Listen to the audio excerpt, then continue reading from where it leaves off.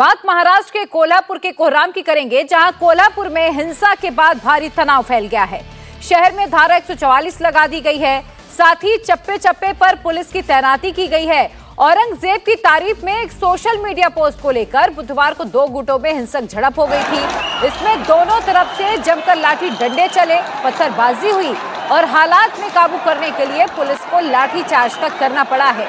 कोल्हापुर के एसपी महेंद्र पंडित ने यह जानकारी दी है कि मंगलवार को व्हाट्सएप ग्रुप पर औरंगजेब की तारीफ में कुछ लोगों ने एक पोस्ट वायरल किया था, जिसके विरोध में हिंदू संगठन ने कोल्हापुर बंद का ऐलान किया था और इसी दौरान दोनों समुदायों के बीच हिंसक झड़प हुई। तनाव इतना ज्यादा बढ़ गया कि पुलिस को इसे कंट्रोल करने के लिए लाठीचार्ज तक करना पड़ा।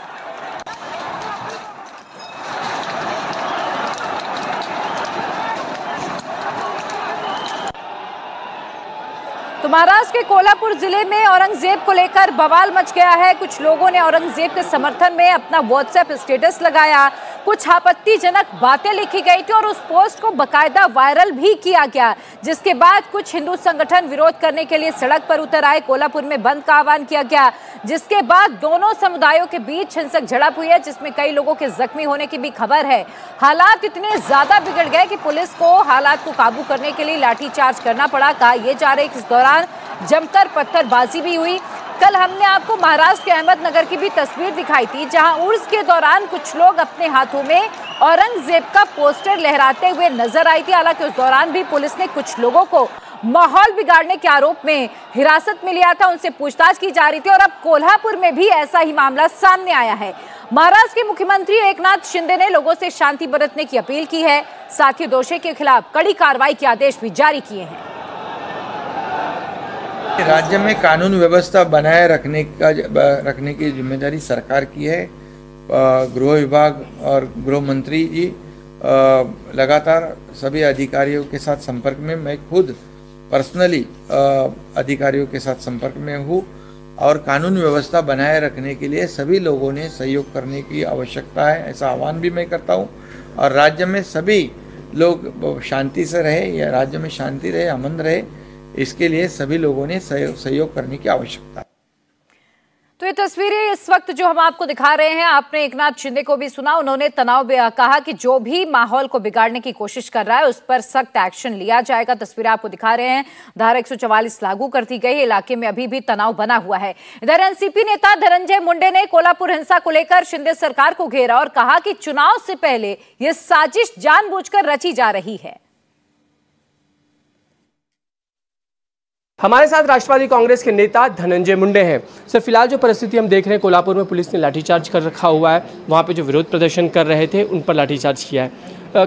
ये परिस्थिति कमोबेश कई जिलों में हमको नज़र आती है, जो तनावपूर्ण वातावरण है उस पर विरोधी पक्ष का क्या कहना है, सरकार को क्या कहना है? सबसे पहले तो ऐसा लगता है कि जब भी चुनाव नज़दीक आते हैं तो ऐसी धार्मिक परिस्थिति उठाने की कोशिश कुछ राजनीतिक पार्टियाँ करती है। तो यहाँ पे भी जो नज़र आ रहा है, तो कहीं ना कहीं दो धर्मों में, जाति पाति में कहीं ना कहीं झगड़ा हो, उनमें कुछ ना कुछ ऐसी परिस्थिति निर्माण हो कि पूरी लॉ एंड ऑर्डर महाराष्ट्र की सिचुएशन ख़राब करें। लेकिन मैं ये कहना चाहता हूँ सरकार से कि ज़्यादा से ज़्यादा ध्यान इस पे देना चाहिए, क्योंकि सरकार जो बैठी है वो किसी एक धर्म की नहीं हो सकती। सरकार जिस संविधान से यहाँ बैठी हुई है वो सरकार सबकी है। अगर किसी पे अन्याय होता है तो उस अन्याय को दूर करना भी सरकार की जिम्मेदारी है। कोल्हापुर में जो लाठीचार्ज हुआ है, जिसका कारण जो भी कुछ बताया जा रहा है, या नगर में जो कुछ हुआ है, अमरावती में जो कुछ हुआ है, इसकी प्रॉपर इन्वेस्टिगेशन होनी चाहिए और जिसमें जो जिम्मेदार है उनके ऊपर कार्रवाई होनी चाहिए, तो ही ये सारी चीज़ें बंद हो जाएगी। क्योंकि हमेशा से जब चुनाव नज़दीक आते हैं तब ऐसे दो धर्मों की लड़ाई सामने लाने की कोशिश की जाती है। तो महाराष्ट्र में औरंगजेब पर चल रहे विवाद पर डिप्टी सीएम देवेंद्र फडणवीस ने भी बड़ा बयान दिया है। फडणवीस ने कहा कि औरंगजेब के कुछ औलादें राज्य में अशांति फैलाना चाहती हैं, उनके खिलाफ सख्त कार्रवाई की जाएगी। महाराष्ट्र में अचानक कुछ जिलों में औरंगजेब की औलादें पैदा हुई है, जो औरंगजेब का फोटो दिखाते हैं, औरंगजेब का स्टेटस रखते हैं और इसके कारण एक दुर्भावना समाज में पैदा हो रही है। सवाल ये उठता है कि अचानक इतने औरंगजेब के औलादे कहाँ से पैदा हुई, इसके पीछे कौन है, इसका असली मालिक कौन है, ये भी हम ढूंढ के निकालेंगे। कौन जानबूझकर महाराष्ट्र में कानून व्यवस्था खराब हो और महाराष्ट्र का नाम खराब हो, ये करने की कोशिश कर रहा है, ये भी हम ढूंढ के निकालेंगे।